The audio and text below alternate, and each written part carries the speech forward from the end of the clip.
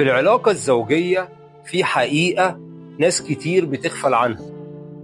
الزوجين مراية لبعض، كل واحد بيعكس صورة التاني قدام الناس. مش ضعف إنك ترفعي من جوزك، ومش قهر إنك تمدحيه. ده ذكاء ووعي وأنوثة راقية تعرف إمتى وإزاي تبني بيتها بالحب والتقدير. الست اللي بتفهم دي حكيمة، بتكسب كل حاجة لما ترفعي مقام جوزك. انت في الحقيقة بترفعي مقام نفسك انت. الناس لما بتشوفك بتعامليه باحترام بيحترموكي اكتر، لانهم شايفين فيكي زوجة حكيمة، بنت اصل، ست بتعرف تختار.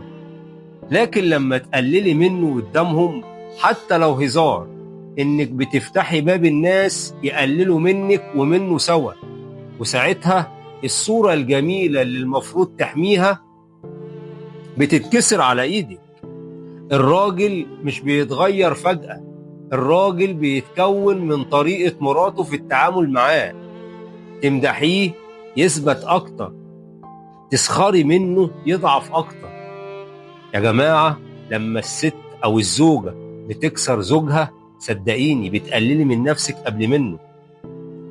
وفي الاخر الناس مش بتشوف هو عمل ايه او انت عملت ايه، الناس بتشوف انتم سوا عاملين ازاي. فاللي ترفعيه هيرفعك، واللي تهنيه هتتهاني معاه. خليكي دايما او خلي دايما بيتك قايم على تقدير مش على تكسير، على دعم مش على تحدي، على احترام مش على مقارنة.